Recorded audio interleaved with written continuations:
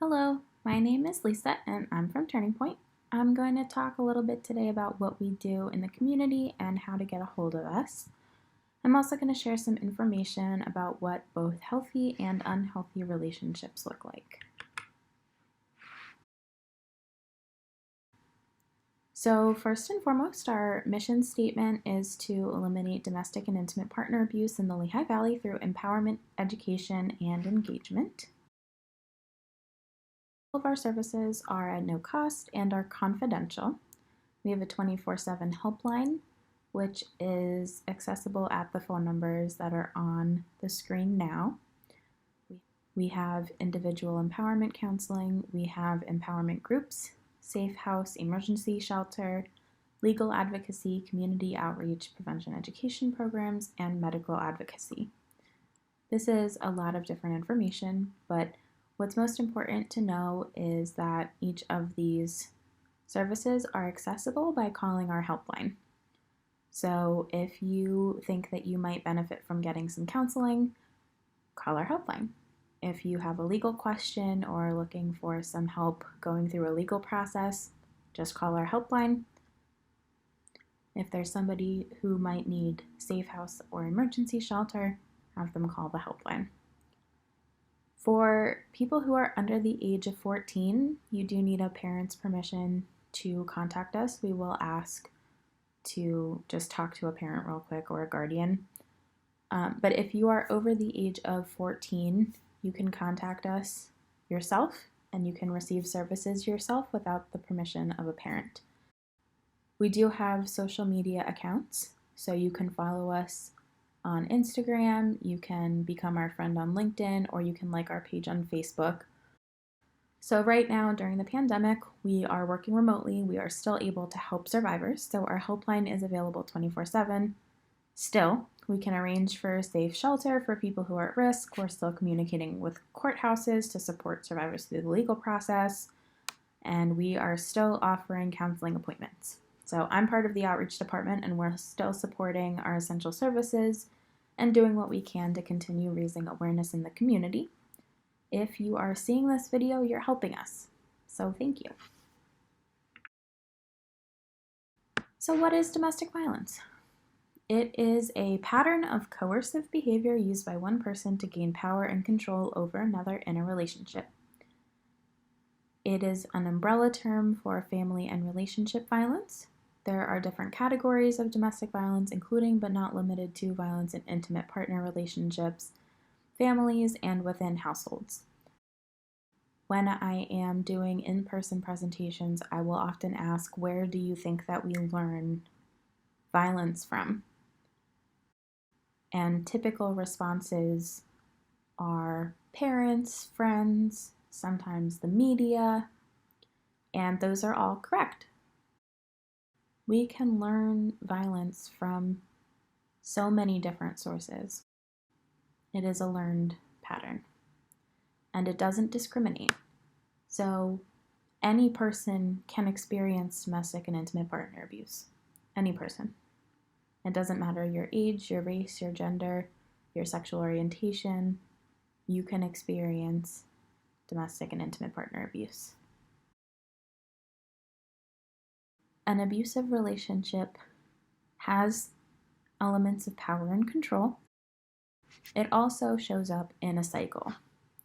So there's the honeymoon phase where the abuser is super sweet, generally just telling them they love them and being nonviolent or non-abusive.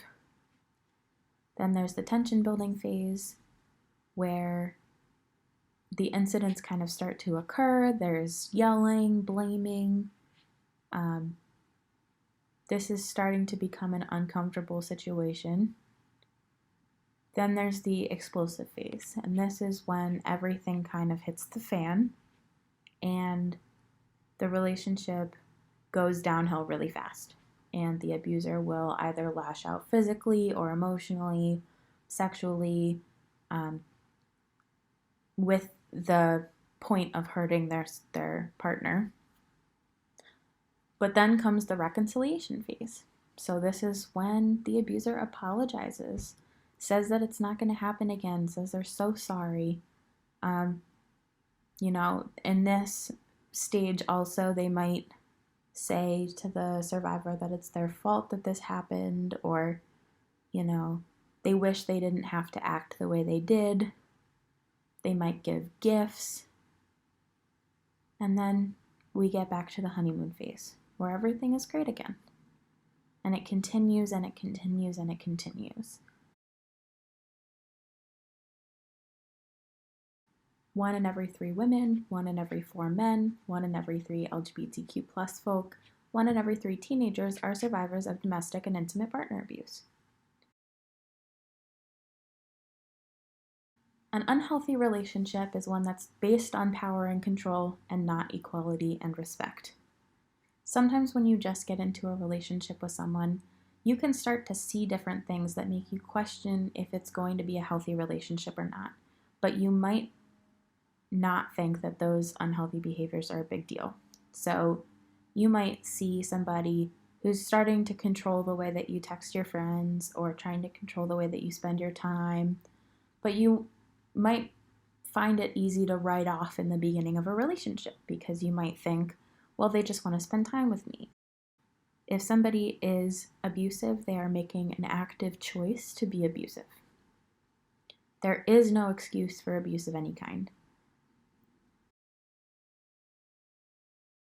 In healthy relationships, communication is key. Speaking up, respecting your partner, compromising, being supportive, and respecting each other's privacy, they are the foundations of a healthy relationship. We talk a lot about red flags in relationship conversations. Even in the beginning, I said, it might be easy to kind of write off some of the things that people are doing that maybe doesn't sit right with you, just because we hear this idea of a red flag as this life-changing thing that we notice. But really, it could be something small that happens in a relationship that is easy to overlook or is easy to explain away. So I'm going to talk a little bit actually here about the intersections between healthy and unhealthy behaviors, or, the red and green flags, because a lot of them are very close to each other. So on the healthy side, we have things like caring, respect, happiness, compromise, safety. On the unhealthy side, we've got things like jealousy, intimidation, obsession, inequality. What about the line between something like possessiveness and loyalty? So possessiveness is over there on our right side. It's a red flag, and loyalty is a green flag. I think most of us can agree that loyalty is a good trait in a relationship, and I think we can agree that possessiveness is probably not so great. But where is the line? When we think of loyalty, we think of sticking by that person's side, protecting somebody else, making sure that they know that we're there for them. And when we think of possessiveness, we think of always sticking by someone's side, right? Just in a different way. There's a different connotation toward it. So for possessiveness, it might be telling somebody that you want them to spend their time with you and not with your friends. And loyalty might be, I know that you're in a committed relationship to me, and so I trust you to make decisions that won't hurt us in our relationship. I think it can be pretty tough to figure out if it's a red flag or if it's a green flag and what that means for your specific relationship, but this is kind of a cheat sheet. Healthy boundaries are a great way to ensure that your relationship has protections to make sure that it stays healthy. Boundaries are not meant to make you feel trapped or like you're walking on eggshells. Creating boundaries is not a sign of secrecy or distrust. It's an expression of what makes you feel comfortable and what you would like or not like to happen within the relationship. If you create a boundary in a calm and respectful way with somebody else, and they don't respect that boundary, that can be a red flag. There are 6 main types of abuse. Physical abuse is pushing, shoving, hitting, punching, slapping, biting, kicking. Subjecting people to reckless driving, a use of a weapon or the threat to use a weapon, strangling or choking, grabbing or pulling hair, throwing objects, and breaking things. And more. This is just a overview. Emotional abuse includes neglect, threatening, intimidating, harassing, ridiculing, insulting, humiliating, embarrassing, ignoring or withholding affection and approval, abusing pets to hurt or scare a partner, keeping the partner isolated from other friends or family members, becoming jealous for no reason, intentionally misgendering you or questioning your sexual orientation, threatening to out you to others in your life. Sexual abuse includes forcing unwanted sexual acts like rape, insisting on unwanted or uncomfortable touching, treating others as sex objects, making demeaning, sexually suggestive remarks, physically attacking sexual parts of the body, controlling or sabotaging contraception, and not taking no for an answer. Also, not asking for a yes. Cyber abuse is the use of technologies like texting and social media to bully, harass, stalk, or intimidate a partner. And this can be done through texting, sexting, reading someone else's texts, threats over texts, posting harassing, abusive, or inappropriate comments. That can be on any platform, controlling who you are friends with online, keeping tabs with you online.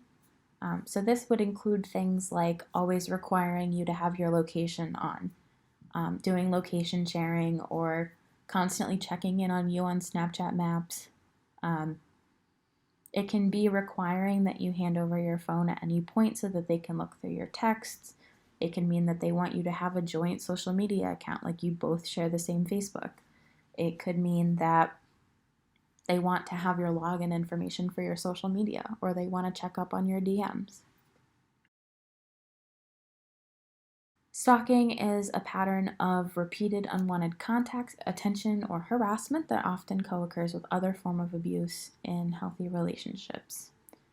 And some signs of this include like knowing things before you tell them, which is always creepy in general, but especially in the context of relationship abuse. Knowing things about your family before you tell them. Just there's little signs that they might have been looking into you. Showing up unexpectedly at places that you are, even if you didn't tell them where you were going. Contacting you constantly. Giving unwanted gifts. Even if you're just getting into a relationship with them, they're constantly giving you gifts that make you feel like you should be reciprocating those gifts or just you don't want them.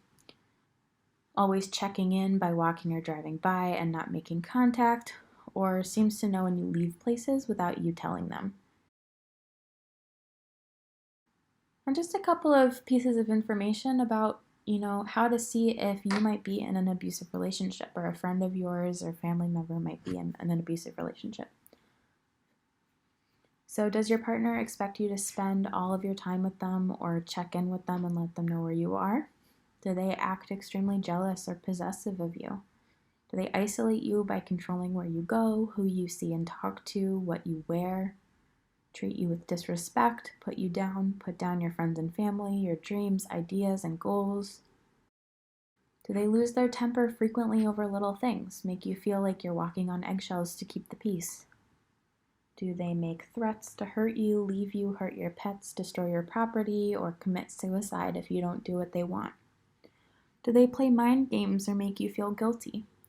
Do they refuse to take responsibility for their actions? Do they blame you, drugs or alcohol, their boss or their parents for their behavior? Do they say that you provoked the abuse, made it happen, or should have known better? After we're talking about all of this, a lot of people ask, why don't they just leave? The fear of harm or retaliation from their partner, the fear of being alone, the fear of being outed. Love. Most people in abusive relationships love their partner, despite the fact that they are getting hurt. They might not know that it's abuse, or they might be denying that it's abuse. as a coping mechanism. They might believe their partner will change, or they have false hopes about the future with their partner. They might feel shame, guilt, or have low self-esteem, either as a result of the abuse itself or in general. They might have become pregnant or already have children with the abuser, and therefore feel like they must stay in that relationship. It could be related to finances, having a lack of money or a lack of credit to be able to help them leave. It could be due to immigration status. They might feel like no one will love them. Finally, they might have a lack of information or resources or support. There are people every day who are calling us for the first time, telling us that a friend or a family member told them about our services. We are doing this work now, so hopefully you know that we're here as a resource and you can share this information. But as you grow up, knowing in the back of your head that we're a resource can help to save someone's life. There are people out there who are able to support you in relationships. So that's your friends and family, right? The people that you keep around you who you trust. Maybe a job if you work after school, or help your family out with their business.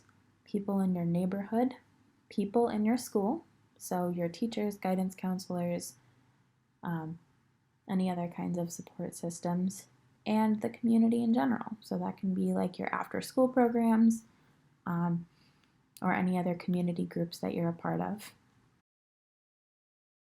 And finally, I want to talk about how to help somebody if they might be in an abusive relationship.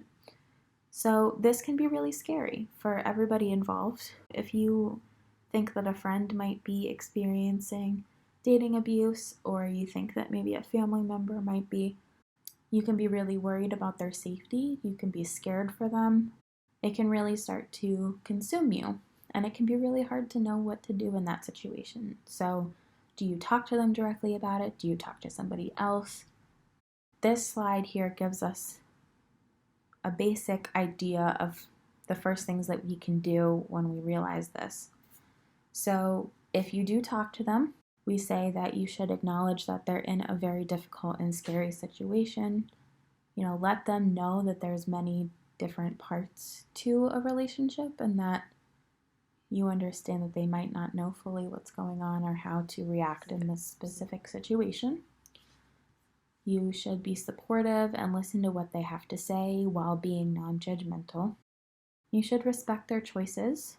So if you talk to somebody who's experiencing abuse and they say that they don't want to leave their abuser, tell them that that's okay, and tell them that you're going to help them to be safe no matter where they are. Understanding that there are all of those reasons why people stay in abusive relationships, right? So if you were to tell somebody that they have to leave, then they feel like you don't understand what they're going through and what their life might be like. Reassure them that the abuse is not their fault. Tell them that there's no excuse for them being hurt. It doesn't matter if they feel that they egged on their abuser, or it doesn't matter if they feel like if they had just behaved differently, the abuse wouldn't happen. Make sure that you tell them that the abuse is not their fault. Remember that you can't rescue them. When a survivor decides to leave an abusive relationship, that is the point in the relationship where there is the most danger. Even if you feel like it might be the right thing to swoop in and take them out of that relationship, understand that you can't rescue them and you might be putting them in more danger, even if you have good intentions. And finally, you should encourage them to reach out to us or to their local DV agency for help. We can connect anybody to the appropriate resources for them. So if there's any questions that you might have or that person might have, we always encourage you to give us a call. You don't have to be in an abusive relationship to call us. You could just have a question. It's all okay. You can call us for any reason. I want to thank you again for being here, for being a part of raising awareness about domestic violence and teen dating abuse in our community. I want to thank you for sticking it out till the very end. And I'm going to leave this slide up here on this video for a little while, just so you could pause it if you want and take down the information. Again, I encourage you to follow us on social media, check out our website, and if you have any questions at any point about you, about somebody that you love, or just a question in general, please reach out to us, give us a call, and somebody will be able to talk to you.